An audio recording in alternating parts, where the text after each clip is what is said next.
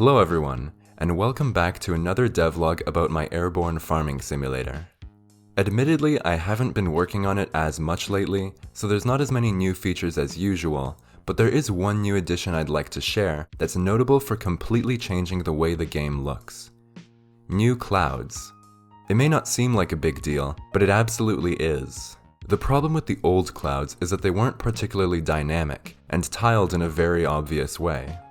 To fix this, I had to settle on a different method of drawing clouds.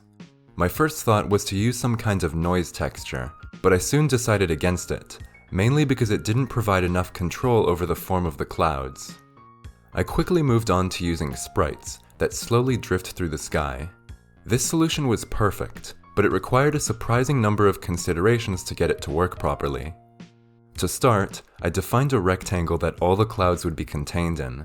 This rectangle is slightly larger than the camera and is also permanently locked to it. This means that you only generate as many clouds as you need, and it also makes the clouds look like they're in the background.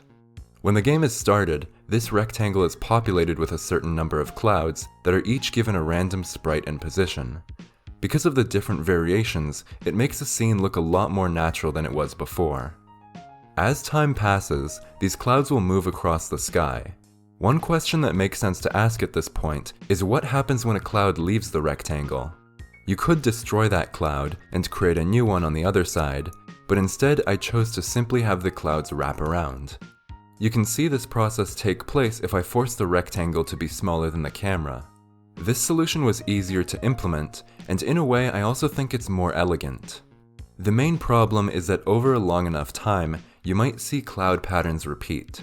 Though personally, I haven't found this to be a big issue. If it's necessary though, I could easily change it in the future. Okay, so that's all well and good. The clouds are locked to the camera, and they move around the rectangle nicely. But so far, it's nothing too mind-blowing. Up next is the part of the system that I think really shows the strengths of this approach, and vastly improves its versatility. So here I am resting on an island, surrounded by many clouds. If I wait for a while, the number of clouds will actually decrease, and if I wait even longer, the number will eventually begin to increase. How this works is that the cloud generator has a preferred cloud count at any given time. If the actual number of clouds is not equal to this number, there is a random chance of clouds being removed or created along the rectangle's border. Because of the random nature of this transition, anytime the preferred cloud count is changed, the change is very gradual, to the point where it's hard to even notice. Combined with modifiable speed and direction values, the state of the system is very customizable. You can make it windy or cloudy, and all of these values can change throughout the day.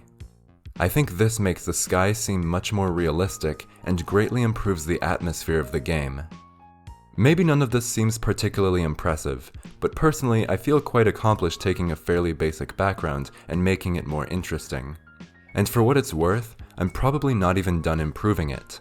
There's obvious small things like adding more sprite variations, but other big things as well. For example, imagine how cool it would be if at nighttime you could look down and sometimes see a thunderstorm taking place.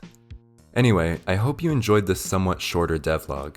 Development will still be continuing as normal, and I'll do my best to keep adding a lot more interesting features over time. Thanks for watching. Bye.